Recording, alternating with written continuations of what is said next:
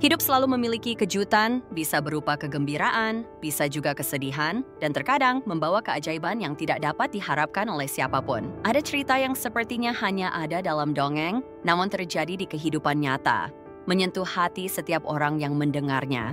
Di pedesaan Yogyakarta, ada sepasang suami istri lanjut usia yang tinggal sederhana di sebuah rumah kecil di pinggir sawah yang hijau. Mbak Siti Aisyah dan Mbak Slamet telah bersama selama lebih dari 60 tahun, banyak mengalami suka dan duka dalam hidup bersama.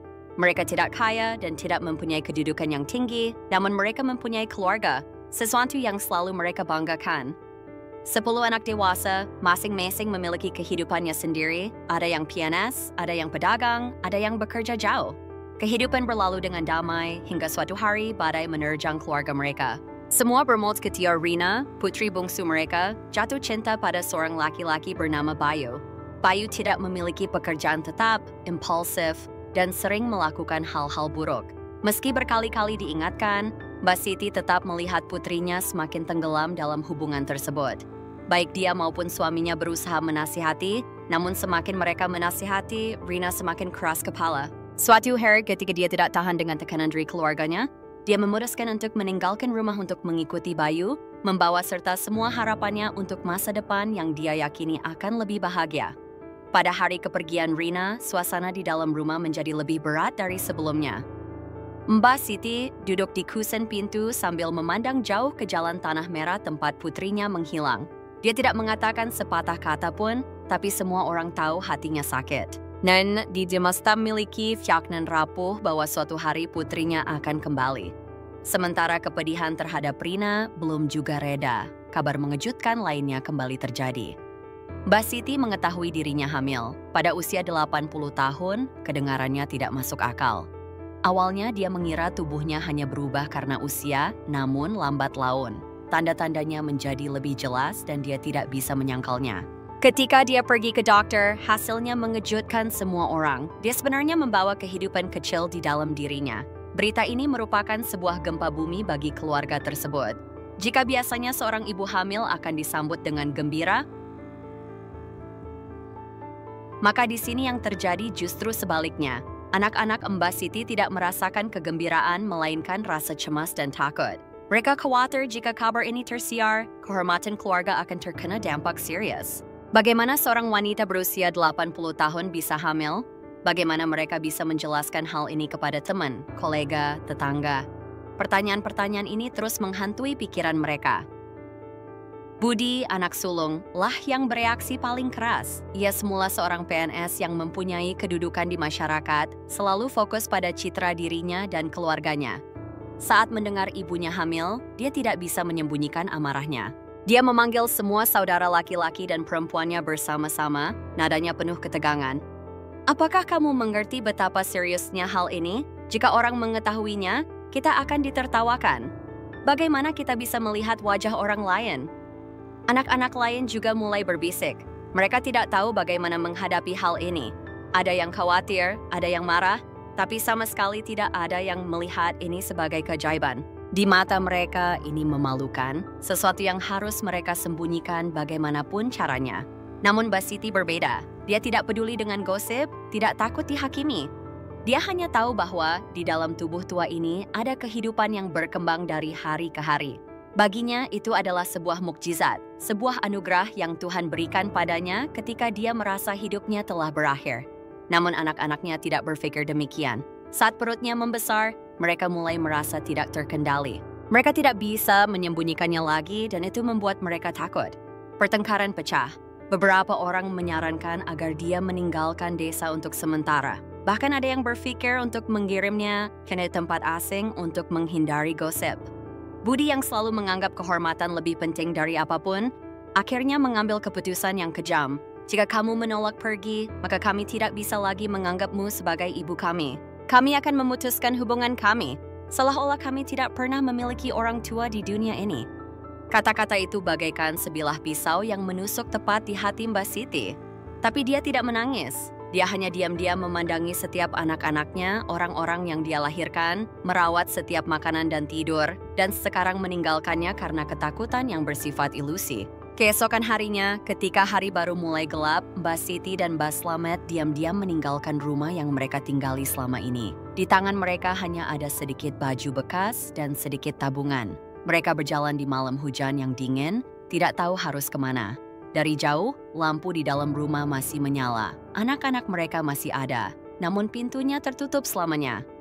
Mbak Slamet meraih tangan istrinya dan meremasnya lembut. Apapun situasinya, dia akan selalu berada di sisinya. Mereka tidak punya apa-apa lagi, tapi mereka masih memiliki satu sama lain. Dan yang terpenting, di dalam dirinya, kehidupan sedang bergejolak, keajaiban masih menunggu di depan. Di bawah derasnya hujan malam yang dingin, Bu Siti dan Pak Slamet berdiri berpelukan di bawah tenda sebuah toko yang tutup. Tadi pagi saja mereka masih punya rumah, meski tidak kaya, tapi setidaknya itulah tempat mereka melekat sepanjang hidup. Namun kini, kedua kakek nenek tersebut ditinggalkan oleh anak kandungnya sendiri dan diusir ke jalan seperti orang asing. Pak Slamet memeluk istrinya, berusaha melindunginya dari angin dingin yang menggigit. Namun yang membuat hatinya sakit bukanlah hawa dingin, melainkan isak tangis wanita yang mengorbankan seluruh hidupnya demi anak-anaknya. Bu Siti gemetar dan meletakkan tangannya di atas perutnya. Anaknya spektakuler di sana, seolah-olah mereka juga bisa merasakan rasa sakit yang ditahannya. Sepanjang hidupnya membesarkan anak, dia tidak pernah menyangka bahwa suatu hari dia akan diusir dari rumah pada saat yang paling sulit. Anak-anak yang dulu dipeluk dan diurusnya setiap makan dan tidur, kini mendorongnya ke jalan karena takut skandal. Cuaca semakin dingin, hujan masih turun tanpa henti. Pak Slamet berusaha tetap tenang sambil menggandeng tangan istrinya dan membantunya duduk di pojok, jauh dari keramaian jalanan. Mereka takut seseorang yang mereka kenal akan mengenali mereka. Bukan karena kehormatan, tapi karena tidak ingin merepotkan siapapun. Mereka telah menjalani seluruh hidup mereka untuk anak-anak mereka, dengan sabar untuk anak-anak mereka, dan itu masih sama sampai saat ini. Namun rasa sakit fisik tidak mudah untuk ditanggung. Tiba-tiba perut Bu Siti terasa nyeri kram. Dia memegangi perutnya, napasnya cepat, wajahnya pucat. Pak Slamet panik dan mengangkat tangannya untuk menyeka keringat dingin di kening istrinya. "Nyonya, mohon bersabar sebentar. Biarkan saya mencari seseorang untuk membantu." Tapi siapa yang akan membantu mereka? Orang-orang yang lewat hanya melirik sekilas, lalu segera berbalik. Siapa yang mau terlibat dengan dua pria dan wanita tua malang yang tak berdaya di tengah malam? Sakit Bu Siti semakin hebat. Dia mengatupkan giginya, air mata mengalir di matanya. Dia tidak pernah merasa tidak berdaya seperti sekarang. Tepat ketika sepertinya tidak ada harapan lagi, sebuah suara yang dalam terdengar. "Apakah kamu memerlukan bantuan?" Pasangan itu mendongak. Di depan mereka ada seorang pria muda, berusia sekitar 30 tahun, mengenakan kemeja lusuh dan celana jeans sederhana. Wajahnya penuh ketulusan dan kekhawatiran. Pak Slamet tergagap. Istriku mau melahirkan." Pria itu tidak ragu sedetik pun. Ia membungkuk, membantu Bu Siti berdiri, lalu menoleh ke arah Pak Slamet. "Namaku Rahman. Aku punya restoran kecil di dekat sini. Jangan khawatir, aku akan membantumu." Mas Rahman membantu Bu Siti masuk ke mobil lamanya, segera menyalakan mesin dan melaju menuju rumah sakit. Di tengah perjalanan, Pak Slamet menggenggam erat tangan istrinya, sorot matanya penuh kekhawatiran. Meski Bu Siti kesakitan, ia tetap berusaha tersenyum lemah. Dia percaya bahwa ini adalah keajaiban yang diberikan kehidupan kepada mereka di saat-saat tersulit. Sesampainya di rumah sakit, Mas Rahman tak segan-segan menjalankan prosedur rawat inap Bu Siti, meski hanya orang asing. Para dokter awalnya skeptis. Seorang wanita berusia 2 tias. Saya pun yang melahirkan adalah hal yang belum pernah terjadi sebelumnya. Namun ketika dicek, mereka semua terkejut. Bu Siti tidak hanya mengandung 1 anak, melainkan 10 anak. Mas Rahman menginap di rumah sakit, menemani Pak Slamet semalaman. Ia tidak memiliki hubungan darah dan tidak mempunyai kewajiban untuk merawat mereka. Namun ia tetap melakukannya. Karena kebaikan tak butuh alasan, sebab terkadang orang asing bisa menjadi keluarga dengan cara yang paling istimewa. Di ruang tunggu, Pak Slamet meremas tangan Mas Rahman, mata tuanya berkaca-kaca. "Terima kasih, tanpamu aku dan suamiku mungkin akan..." Mas Rahman tersenyum dan menepuk pundaknya. "Jangan khawatir kakek dan nenek, aku di sini." Keesokan paginya, saat fajar menyingsing, keajaiban benar-benar terjadi. Bu Siti berhasil melahirkan 10 anak yang dahsyat. Sepasang keajaiban yang biarin dokter pun tidak dapat menjelaskannya. Kisah mereka tidak hanya menjadi pelajaran berbakti, namun juga menjadi bukti bahwa dalam hidup ini, seberapapun penderitaan yang mereka alami, selalu ada orang yang bersedia memberikan bantuan. Dan terkadang, keluarga bukan hanya terdiri dari saudara saja, melainkan orang-orang yang baik hati seperti Mas Rahman. Pak Slamet memandangi anak-anak kecilnya, air matanya tak henti-hentinya berjatuhan. Anak-anak yang dulunya menelantarkan kakek dan neneknya kini sudah tinggal masa lalu. Kini kakek dan nenek tidak lagi sendirian. Mereka mempunyai keluarga baru, rumah di mana cinta tidak terikat oleh darah, namun dibangun oleh kebaikan dan toleransi. Mas Rahman pun tak kuasa menahan emosinya. Dia memandangi anak-anak kecil itu dan meraskan kehangatan di hatinya. Aku tahu mulai saat ini maus hidupku akan berubah selamanya. Dia tidak hanya menyelamatkan pasangan lansia tersebut, tetapi juga secara tidak sengaja menjadi bagian dari kisah ajaib ini. Maka di malam yang penuh badai, sebuah keluarga baru lahir. Bukan dari darah, tetapi dari kebaikan dan cinta yang tulus. Di bawah sinar matahari sore, rumah kecil Bu Siti dipenuhi gelak tawa anak-anak. Mereka berlari dan bermain di halaman, mata jernih mereka berbinar bahagia. Di tengah suara bahagia itu, Bu Siti duduk di kursi kayu tua, tangannya yang keriput membelai lembut rambut bayi yang sedang tidur. Itu adalah gambaran sebuah keluarga utuh, sebuah rumah yang disembuhkan dari pecahan yang menyakitkan. Namun masa lalu tidak mudah dilupakan, apalagi bagi anak-anak yang menelantarkan orang tuanya. Kisah Bu Siti dan 10 anaknya pun tersebar kemana-mana. Gambaran seorang ibu lanjut usia yang tersenyum memeluk anak angkatnya muncul di halaman depan banyak surat kabar. Tulisannya tentang toleransi, kasih keibuan, dan kekuatan luar biasa telah menyentuh hati jutaan orang. Dan di antara orang-orang yang membaca cerita itu, ada Budi, anak sulung yang dengan kejam mengusir orang tuanya dari rumah. Budi tak percaya dengan matanya saat melihat foto ibunya di koran. Dia terdiam di hadapan gambaran seorang wanita tua, kurus namun penuh cinta, masih tersenyum ramah seperti biasanya. Namun yang paling membuat hatinya sakit adalah anak-anak yang digendongnya. 10 anak, 10 malaikat kecil. Anak-anak yang seharusnya diasuh oleh dia dan saudara-saudaranya, bukan orang asing. Dia ingat hari ketika dia dan saudara-saudaranya memutuskan untuk mengusir orang tua mereka dari rumah. Saat itu dia pikir dia melakukan hal yang benar. Menurutnya, kehormatan keluarga lebih penting dari apapun. Ia berpikir jika orang tuanya pergi, semuanya akan kembali normal. Namun ternyata, dia salah. Selama ini, meski dia berusaha menyembunyikannya, di dalam hatinya, dia tidak pernah merasa damai. Suatu malam, dia bermimpi ibunya berdiri di depan pintu, matanya menatap sedih ke arahnya seolah ingin mengatakan sesuatu. Ada saat ketika dia melihat orang-orang tua di taman dan tiba-tiba bertanya-tanya apakah orang tuanya sedang ditolong oleh seseorang atau apakah mereka sedang mengembara berjuang untuk bertahan hidup hari demi hari. Dan sekarang, ketika kebenaran terungkap di depan matanya, dia tidak bisa terus bersembunyi lagi. Budi memutuskan untuk kembali dan mencari orang tuanya. Pintu kayu rumah tua itu berderit pelan saat didorong masuk.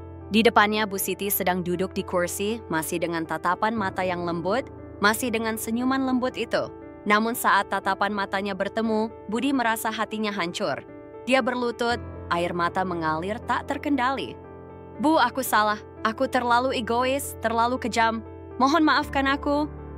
Bu Siti menghela nafas, tangannya yang gemetar terulur untuk menepuk-nepuk kepala putranya, seperti yang biasa dilakukannya saat masih kecil. Aku sudah memaafkanmu sejak lama. Ini hanya ujian dari Tuhan, dan dia menebusku dengan 10 malaikat kecil ini. Budi menangis seperti anak kecil. Dia dulu berpikir kehormatan lebih penting dari apapun, tapi sekarang, melihat ibunya memeluknya seperti yang dia lakukan ketika dia masih kecil, dia menyadari bahwa tidak ada apapun di dunia ini yang lebih berharga daripada cinta orang tuanya. Anak-anak lain juga datang silih berganti, masing-masing dengan cerita dan penyesalan yang berbeda. Mereka yang dulu menganggap orang tuanya sebagai beban, merasa malu dengan keberadaan orang tuanya, namun pada akhirnya mereka sadar bahwa merekalah yang paling patut disalahkan. Bahkan Rina, putri bungsu yang pernah menantang segalanya demi mengikuti panggilan cinta, kembali dengan mata merah dan bengkak. Dia berdiri di depan ibunya, tidak berani mengangkat kepalanya. Bu, aku? Dia tersedak, tidak bisa melanjutkan. Bu Siti memandang putrinya lama sekali. Dia tahu apa yang dialami Rina. Pria yang pernah dia percayai yang mempertaruhkan segalanya untuk bersamanya, akhirnya meninggalkannya tanpa ampun. Rina kehilangan sebagian full keluarganya. kehormatannya, dan bahkan dirinya sendiri. Namun bukannya memarahi, Bu Siti justru menarik lembut anaknya ke dalam pelukannya. "Senang sekali kamu kembali." Kata-kata itu bagaikan aliran air dingin yang mengalir ke hati Rina yang kering. Dia menangis sambil memeluk ibunya erat-erat. Selama bertahun-tahun, dia hidup dalam penyesalan dan siksaan, tapi dia tidak pernah berani menghadapinya. Kini saat ibunya masih rela membuka tangan untuk menerimanya, Rina menyadari betapa besarnya kasih sayang ibunya. Maka, setelah banyak kejadian, keluarga itu bersatu kembali. Mas Rahman yang membantu Siti dan suaminya di masa tersulit mereka, resmi menjadi anak angkat mereka. Ia tidak hanya membantu mereka secara materi, namun juga memberikan kasih sayang yang tulus kepada keluarga ini. Beliau mengajak si anak-anak bagaimana perasaan saya menghargai apa yang mereka miliki dan yang terpenting mengetahui bahwa cinta tidak hanya terletak pada darah, tetapi juga pada kepedulian dan berbagi. Anak-anak Siti yang sudah tua pun berubah. Mereka bukan lagi orang yang hanya mementingkan dirinya sendiri dan tidak lagi takut dengan pandangan orang. Mereka belajar mencintai dan menghargai orang tuanya selagi masih ada kesempatan. Bersama-sama mereka mengasuh 10 anak, bersama-sama membangun kembali rumah tangga yang pernah rusak. Meski luka masa lalu mungkin tidak akan pernah hilang sepenuhnya, cinta sejati mampu menyembuhkan segalanya. Maka di rumah kecil itu, tawa kembali terdengar. Sebuah keluarga baru terbentuk, bukan hanya dari darah dan daging, tapi dari hati yang tahu bagaimana mencintai dan memaafkan. Di bawah sinar matahari terbenam yang lembut menutupi atap rumah kecil itu, Bu Siti duduk di tangga, mata tuanya memandang jauh ke lapangan di depan. Di pelukannya ada seorang anak kecil yang tertidur lelap, nafasnya teratur seperti detak jantung kehidupan baru. Tawa dan celoteh anak-anak lain bergema nyaring di belakang, bercampur dengan suara lembut angin yang melewati pepohonan. Itu adalah suara kebahagiaan, kehidupan yang dia pikir tidak akan pernah dia alami lagi. Dia perlahan membelai rambut lembut bayi di tangannya, seolah memegang sebagian dari ingatannya yang jauh. Hidup telah memberikan banyak tantangan baginya, merenggut apa yang paling ia hargai, namun juga mengembalikan keajaiban yang tidak dapat diharapkan oleh siapapun. Dia pernah memiliki anak yang dia lahirkan dan rawat sejak lahir. Dia mengorbankan masa mudanya dan seluruh hidupnya untuk merawat mereka, menginginkan mereka memiliki kehidupan yang utuh dan bahagia. Nin, hidup tidak seperti dongeng. Anak-anak yang dicintainya pernah mengusirnya dari kehidupan mereka hanya karena kata kehormatan. Mereka memilih uang dan status daripada cinta, dan hanya ketika mereka kehilangan uang, barulah mereka menyadari nilai sebenarnya dari keluarga. Budi anak sulung yang bertekad mengusir orang tuanya dari rumah, menangis sambil berlutut di depan kaki ibunya, memohon ampun.